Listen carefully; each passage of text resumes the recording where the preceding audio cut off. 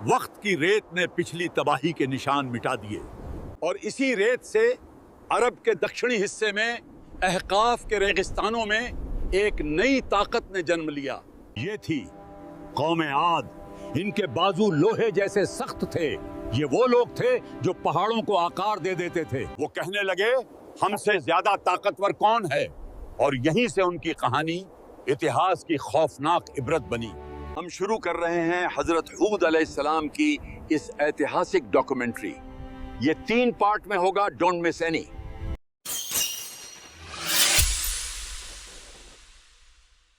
हमारे स्रोत हमें कौमे आद और उनके शहर इरम की दास्तान सुनाते हैं। एक ऐसी सभ्यता जिसके बारे में कहा जाता है कि वैसी ना उससे पहले कभी बनी और ना उसके बाद। ये सिर्फ ताकत और दौलत की कहानी नहीं है, ये इस सवाल की कहानी है कि जब इंसान अपनी बनाई हुई चीज़ों को ही मतलब खुदा समझने लगे तो क्या होता है। और ये सवाल आज भी उतना ही अहम है ना। बिल्कुल। हमारे पास जो स्रोत हैं, the rise and fall of the city of pillars, वो हमें सिर्फ एक ऐतिहासिक ब्यौरा नहीं देते, बल्कि एक तरह का आईना दिखाते हैं। और आज का हमारा मकसद इसी आईने में झांकना है। जी, और समझना है कि रेगिस्तान की रेत में दफन हो चुकी उस शानदार सभ्यता की गूंज आज भी क्यों सुनाई देती है। चलिए इस कहानी की गहराइयों में उतरते हैं। तो कहानी हमें उस दौर में ले जाती है जब नूह अलैहिस्सलाम के तूफान के बाद दुनिया में जिंदगी दोबारा अपने पैर जमा रही थी। एक नई शुरुआत शुरू किया। ये कौन लोग थे और इनमें ऐसा क्या खास था कि इतिहास आज भी इन्हें याद करता है। खासियत तो आप कह सकते हैं उनकी पहचान थी। अच्छा। स्रोत उनकी जिस्मानी बनावट के बारे में जो बताते हैं वो किसी कहानी जैसा लगता है। उनका कद 7 से 10 फुट। 10 फुट? जी हाँ, और कुछ रिवायतों में तो और भी ज्यादा बताया गया है। सोचिए ऐसे लोग जब चलते होंगे तो धरती कांपती होगी। हाँ। कहा जाता है कि वो एक हाथ से बड़े बड़े पेड़ उखाड़ देते थे और पहाड़ों को ऐसे तराशते थे जैसे कोई कुम्हार मिट्टी को शक्ल देता है। मतलब ये कोई आम इंसान तो नहीं थे? बिल्कुल नहीं। कुरान की तरफ इशारा करते हुए स्रोत में एक आयत का जिक्र है जिसका मतलब है उनके जैसा ताकतवर दुनिया में कोई और पैदा ही नहीं किया गया था। ये तो अविश्वसनीय है। मतलब वो अपने दौर के सुपर हीरोज जैसे थे, कह सकते हैं। लेकिन जब किसी को इतनी ताकत मिल जाए तो वो दुनिया को कैसे देखता है? क्या वो खुद को बाकी इंसानों से अलग समझने लगता है? बिल्कुल, यहीं से उनकी कहानी का सबसे अहम मोड़ शुरू होता है। जब ताकत हद से ज्यादा हो जाती है तो वो एक नशा बन जाती है। वो अल्लाह की दी हुई इस नेमत को अपनी खुद की कमाई हुई ताकत समझने लगे। उन्हें लगा कि ये ताकत हमेशा उनके पास रहेगी, कि उन्हें कोई हरा नहीं सकता। और उनका ये गुमान उनके एक सवाल में साफ झलकता है जिसका जिक्र स्रोत में भी है। मन अशद्दु मिन्ना कुव्वा, जिसका मतलब है हमसे ज्यादा ताकतवर कौन है। जी, ये सवाल सुनने में जितना सीधा लगता है उतना है नहीं। ये सिर्फ एक दावा नहीं है, इसमें एक तरह की नादानी भी छुपी है। सही कहा। ऐसा सवाल पूछने के लिए आपको ये भूलना पड़ता है कि आप आए कहाँ से हैं, कि आपको ये ताकत दी किसने है। आपने बिल्कुल सही पकड़ा। ये सवाल सिर्फ घमंड नहीं है, ये एक पूरी सोच है, एक विचारधारा है। ये वो लम्हा है जब वो अपनी ताकत के बनाने वाले को भी चुनौती दे रहे थे। उन्हें लगता था कि पहाड़, हवाएं, तूफान, कोई भी ताकत उनके सामने टिक नहीं सकती।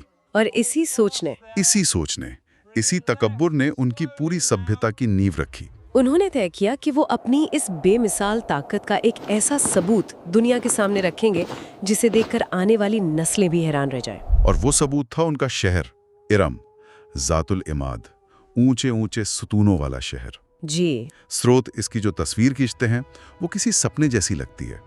ये शहर कैसा था? सिर्फ ऊंचे खंभे तो नहीं रहे होंगे। नहीं, बिल्कुल नहीं। वो सिर्फ खंभे नहीं थे, वो उनकी ताकत और दौलत का एक खुला प्रदर्शन थे। अच्छा। अब कल्पना कीजिए, रेगिस्तान के बीचों बीच जहां दूर दूर तक सिर्फ रेत हो, वहां एक ऐसा शहर जो सोने और चांदी से चमकता हो। सोने और चांदी से? स्रोत सिर्फ सोना चांदी कहकर नहीं रुकते।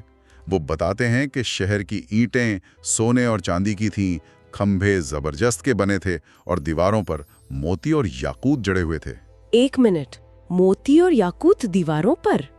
ये सिर्फ एक शहर नहीं था, ये तो जमीन पर बनाया गया एक गहना था। बिल्कुल। लेकिन रेगिस्तान के बीच में सोने का शहर, ये सुनने में इतना अविश्वसनीय लगता है। इसे बनाए रखने के लिए किस तरह का सिस्टम चाहिए होगा, पानी कहाँ से आता होगा, इतना सोना, इतने कीमती पत्थर, ये सब कहाँ से आया? यही तो उनकी कारीगरी और ताकत का कमाल था।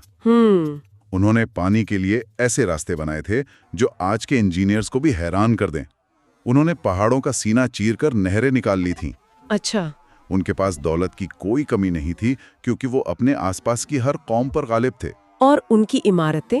उनकी इमारतें इतनी ऊंची थीं कि स्रोत कहते हैं कि बादल उनके नीचे से गुजरते थे। शौकत पर इतना जोर होता है कि असलियत और इंसानियत कहीं पीछे छूट जाती है। बिल्कुल। लेकिन ऐसी जन्नत को बनाए रखने की कीमत क्या होती है? जब आप ये मान लें कि आप कुछ भी बना सकते हैं तो फिर इंसानों की क्या कीमत रह जाती है? क्या स्रोत इस पर कुछ बताता है? बस यहीं से उनकी कहानी में अंधेरा दाखिल होता है।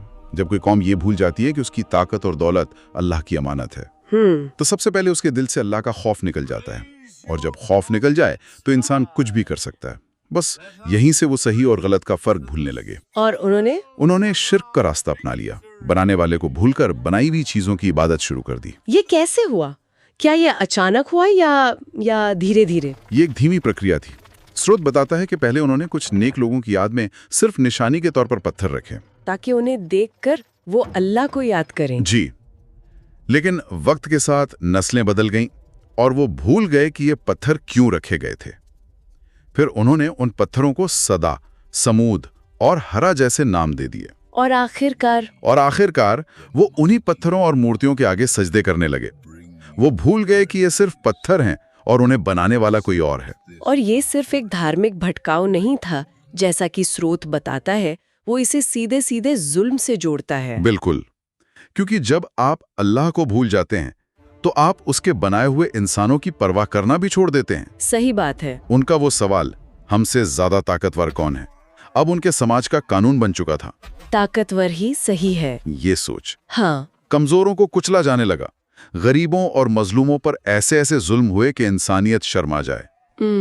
इरम की वो चमचमाती इमारतें, वो सोने और चांदी की दीवारें, उनकी नींव में मजलूमों की आहें और चीखें दबी हुई थीं। लेकिन क्या ये सिर्फ घमंड था या फिर एक तरह का डर भी?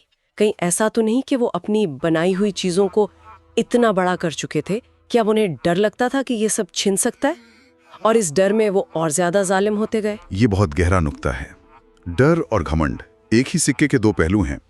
उन्हें यकीन था कि उनकी ऊंची इमारतें और मजबूत किले उन्हें हर आसमानी और जमीनी आफत से बचा लेंगे। वो अपनी टेक्नोलॉजी पे भरोसा करने लगे थे। हाँ, अपनी इंजीनियरिंग पर, अपनी ताकत पर। उन्हें लगता था कि उन्होंने कुदरत पर भी काबू पा लिया है। ये एक तरह का वहम था, एक झूठी तसल्ली। और इसी झूठी तसल्ली ने उनके जुल्म को और बढ़ा दिया होगा। बिल्कुल, क्योंकि उन्हें लगता था कि उनसे कोई हिसाब लेने वाला है ही नहीं। तो एक तरफ शिर्क था, अल्लाह को भूल जाना, और दूसरी तरफ सामाजिक अन्याय, इंसानों पर जुल्म। स्रोत के मुताबिक इन दोनों चीजों ने मिलकर उनके अंजाम की बुनियाद रखी। जी, और कहानी जिस मोड़ पर पहुंचती है वहां स्रोत का अंदाज बहुत नाटकी हो जाता है। ऐसा लगता है जैसे पूरी कायनात उनके खिलाफ हो रही हो। स्रोत कहता है, हवाएं बदलने लगी थी, जमीन पर बोझ बढ़ गया था। ये सिर्फ पोएटिक बात नहीं लगती। नहीं, इसका गहरा मतलब है कि जब जुल्म और नाइंसाफी हद से बढ़ जाती है तो कायनात का निजाम भी बेचैन हो जाता है। और फिर स्रोत कहता है, उनकी बर्बादी का सामान तैयार हो रहा था, लेकिन अभी उन्हें एक आखिरी मौका दिया जाना था। ये बात बहुत अहम है। जी, मतलब उनके इतने गुनाहों के बावजूद फौरन सजा नहीं दी गई। यही आसमानी कानून की खूबसूरती है। फैसले से पहले हमेशा एक चेतावनी आती है, एक आखिरी पुकार। और इसी पुकार के लिए कहानी में एक रहस्यमयी शख्स का जिक्र आता है। हाँ, एक टीले पर खड़ा एक अकेला इंसान जो दूर से उस शानदार और मगरूर शहर इरम को देख रहा है। वो कोई और नहीं बल्कि हूद अलैहिस्सलाम थे, जिन्हें उसी कौम की तरफ भेजा जाना था। एक अकेला इंसान एक पूरी सुपर पावर के खिलाफ। ये सोचना भी अजीब लगता है। उस एक इंसान की आंखों में क्या होगा, क्या उम्मीद होगी, या आने वाली तबाही का गम? शायद दोनों। ये एक बहुत ज़रूरी सवाल उठाता है। कहानी का ये हिस्सा हमें बताता है कि उनके हर गुनाह और हद से बढ़ने के बावजूद आसमानी फैसले से पहले एक आखिरी चेतावनी का सिद्धांत मौजूद है। वो अकेला इंसान उम्मीद की वो आखिरी किरण है जो उस कौम को अक्ल की तरफ, सच्चाई की तरफ बुलाने के लिए भेजा जाना था। ये हमें सोचने पर मजबूर करता है कि किसी भी समाज के लिए उस आखिरी मौके की क्या अहमियत होती है। बिल्कुल। तो इस सब का क्या मतलब निकलता है? हमने एक ऐसी सभ्यता की कहानी देखी जिसके पास सब कुछ था, ताकत, दौलत, टेक्नोलॉजी और एक ख्वाबों जैसा शहर। लेकिन उनके एक सवाल ने हाँ, उनके एक सवाल, हमसे ज्यादा ताकतवर कौन है, ने उनसे सब कुछ छीन लिया। उनका घमंड ही उनका सबसे बड़ा दुश्मन बन गया। और अंत में स्रोत हमें एक बहुत गहरी सोच के साथ छोड़ जाता है।